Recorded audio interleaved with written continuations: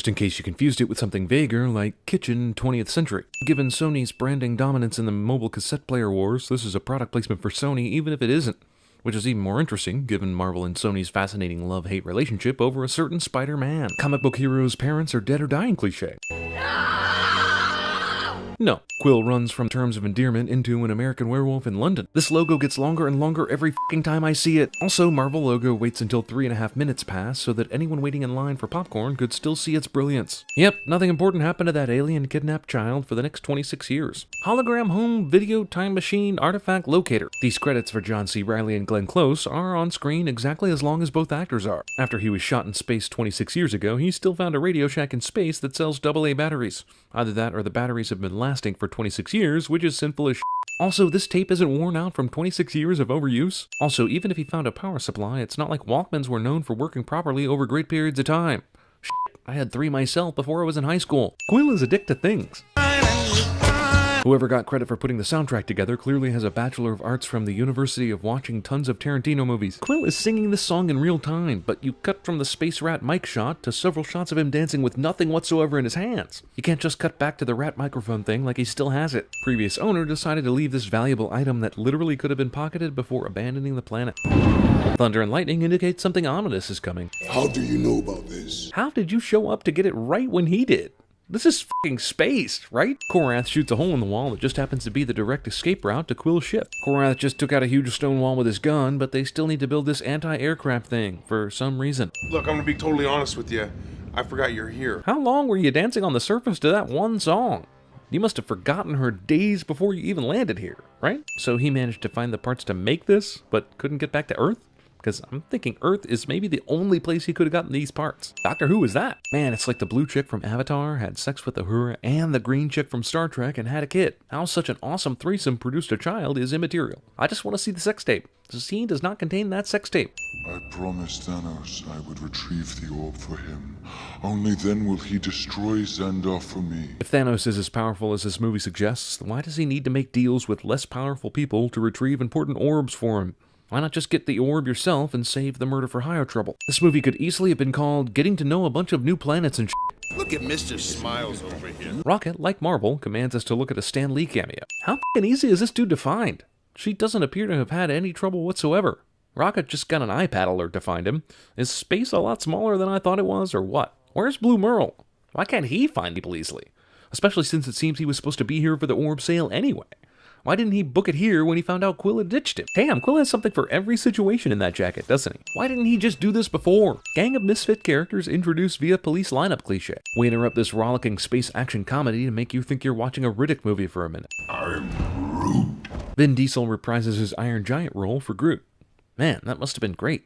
Sitting around all day doing virtually nothing? Growling into a microphone for a couple of hours? That's your job? It's like those assholes from CinemaSins. Hey, let's let these prisoners we picked up together stay in a holding cell together. What do you say? That there, son, sounds like good prisoning to me. Ha ha, but Gamora clearly went into a personal bunk cell thing to avoid being killed, so why are all these fuckers out in a prisoner pile?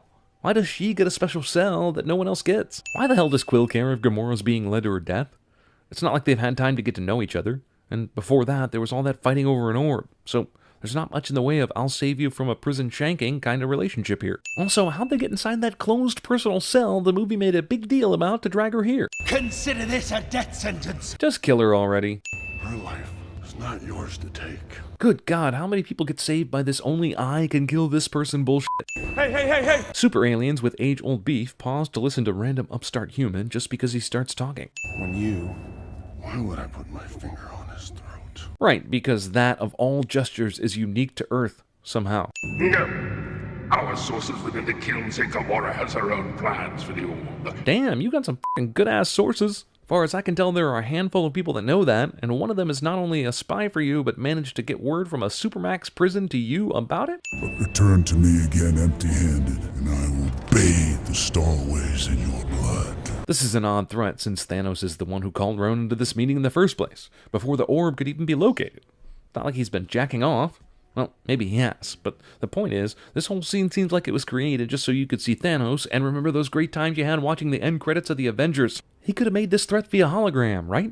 I'm laughing while I'm sitting, but Damn, apparently this giant tree can just tear off this box in the most heavily guarded part of the prison without being seen? Badass robot guards make you wonder why the prison was using human guards to walk these people through the halls earlier. Or at all. All prisoners return to your sleeping areas. In other words, the floor. I realize trees can be dense, but this bullshit right here is some bullshit. This cool slow motion shot of the gun should also serve as an excellent reminder to how poor the aim of the robot prison guards must be. Like, stormtroopers are making fun of you guys. Damn, this space raccoon has better hands than Jerry Rice. Why not have all of them shoot at the same time? Are we really not past the warning stage here? This entire strategy of big gun firing absolutely reeks of number 2. Number 3! God damn it. I'll fire on my command! Oh, now you get the idea to fire more than one at a time. Shit, dude, this is late enough to be pregnant. He turned off the artificial gravity everywhere but in here. Because when the designers of this prison installed the artificial gravity, they decided to leave an a la carte option. You got the orb, right? Yes. This asshole is only tossing the orb out in the open because the audience somehow needed to know that he kept it with him, despite the information that it is no longer in the bag. How does this guy not know there's a prison break going on?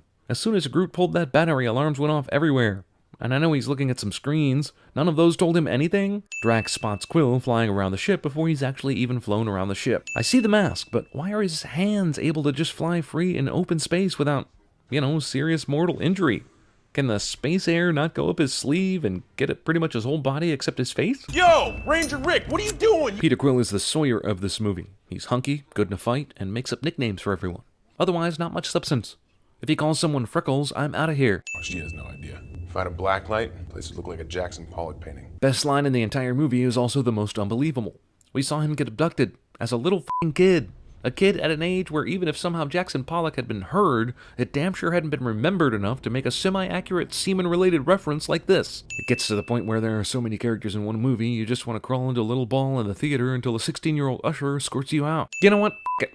I'll take a sit-off for Groot being awesome. I'm not made of stone. My connection is making us wait. It's just a negotiation tactic. Or a screenwriter's tactic, so we can get some backstory on you two. I happen to have it on me when I was the day that she...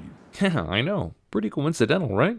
Mom dies and he's abducted by aliens on the same day? The same f***ing hour. 4 billion units! Rocket! Well, way to tell the bar at the mining colony staffed only by outlaws what a ridiculous sum of money you're all about to come into. Sweet move. Can use this stone to mow down entire civilizations like wheat in a field. Huh. I bet when we finally see someone wielding these against our heroes, be it in this movie or a future sequel, or an Avengers film, the stone's wheat field genocide power won't be used. I just kind of have a feeling. Just a reminder, this is the explosion Quill and Gamora survived by hiding behind a desk. Quill! Don't you move, boy! Damn, nearly every single antagonist showed up at the same time. It is Gamora! She is escaping with the orb! How the f*** do you know that from here? If you're that clairvoyant, then you've been holding out, babe. The stone is in the furthest pod. So your ships have scanners that can detect the stone, but only at super close proximity? I'm trying to figure out why you've been spending so much time looking for it. Why doesn't Ronan just go ahead and murder this guy? Did he grow a conscience? We interrupt this slightly better Serenity ripoff to bring you a Star Wars chase, cause why the hell not, right? We got bits and pieces of every other space movie in this thing. Sipception. I don't recall killing your family. I doubt I'll remember killing you either. Not if you don't do it already! Gamora is apparently resistant to explosions that exhibit total destruction. That's twice in like 6 minutes. You also won't remember killing him if you let yellow liquid decide this. How long does it take a human to die that's just dangling out in space with no suit or helmet or nothing? I found something inside of myself. So that I could put something inside of yourself. Ronan the Accuser is so busy accusing, he doesn't have time to actually kill any of his victims. All Ronan's gotta do is touch the stone to the planet's surface and zap. So let me ask, while you're sitting here planning for Ronan not to do that, how come Ronan hasn't already gone to the planet and done that? Sorry, boy, but his captain's got to teach his men what happens to those what cross him. But only after lots of talk and monologuing and other time-wasting bullshit. Movie digs deep into the bag of other movies' tricks and finds that beloved nugget. One person in the group suddenly agrees with a crazy suggestion, and one by one everyone else falls in line thing. Where, when, and why did they get matching red leather outfits? Are you telling me that Quill or Yondu had them on board, in everyone's perfect size, including a hot-ass green chick and a tiny-ass raccoon dude? Get the f*** out of here.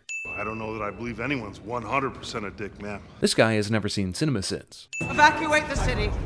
Our priority is to get our people away from the battle. Well, shit, it's too damn late, right? Well, this doesn't feel like Independence Day at all. This sheer number of ships exist. Also, why hasn't Ronan just stepped down for a minute and yelled Muad'Dib or something and blow everyone away with his Infinity Stone? Oh look, Groot has a very useful power we somehow haven't heard about before now. The missile obviously comes from her right side, but then the reveal shows it was Drax who was clearly on her left side. See, this is when I start shooting. But that's just me. Geez, with all this power from an arrow, it seems like he could have used that while he was still in the air. Just because you shoot a ship before it crash lands does not mean that the explosion no longer matters. Everybody shoot them before they hit the ground! Space Invaders. Sisterly sword fight would hold way more interest for me if I had any idea what either of their powers were, what they could do, which one was more powerful than the other, and so forth. Groot kills the entire second wave of soldiers in one simple move, making me wonder why they had so much trouble with the first wave.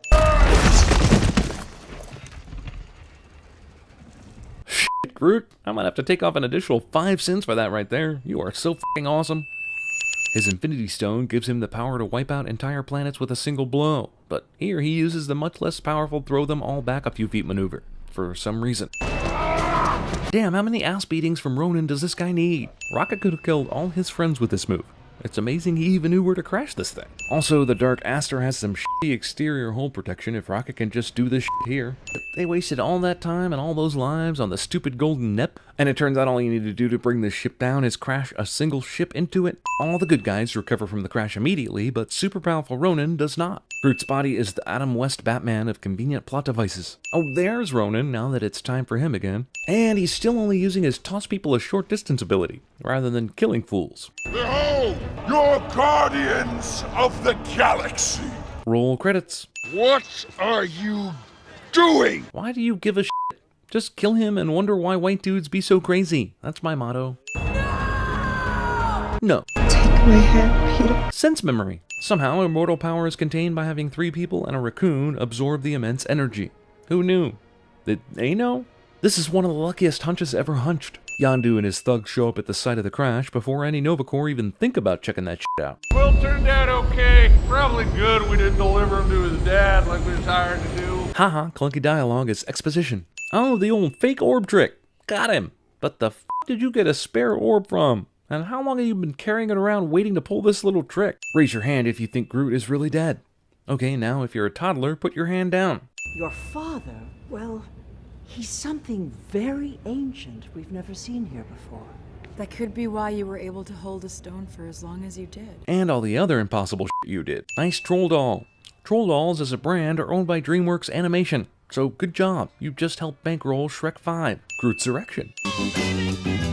Is Drax sharpening his knife to the Jackson 5, or is Baby Groot dancing without the music? Howard the f***ing Duck.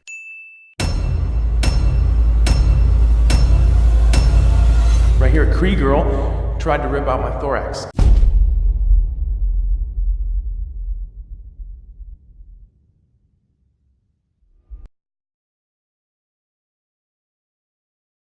Hey, don't open that! It's an alien planet! Is there air? You don't know! You're alive, cousin me! I will find you, And I will kill you. All right, you all know the drill. When your number is called, step forward and repeat the phrase you've been given. Understand? Number 1, step forward. Hand me the keys, you fucking cocksucker. Number 2, step forward. Give me the fucking keys, you fucking motherfucker! Knock it off, get back. You are the one who transmitted the message. My name is Inigo Montoya. You killed my father. Prepare to die. I have you now. You want to run this ship? Yes. Well, you can't. They say most of your brain shuts down in cryosleep, all but the primitive side. And you may choose a woman. We have many fine women. Ninat is the best singer.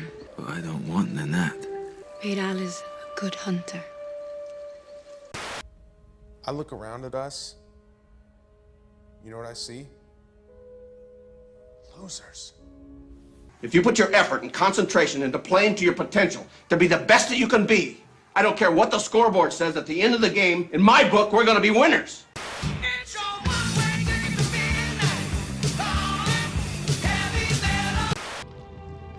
Why are you doing this? Why? You stay. I go. I may not be a master builder. I may not have a lot of experience fighting or leading or coming up with plans. Or having ideas in general. In fact, I'm not all that smart. Hello, my baby. Hello, my honey. Hello, my ragtime gal. Send me a kiss by wire. Baby, my heart's on fire.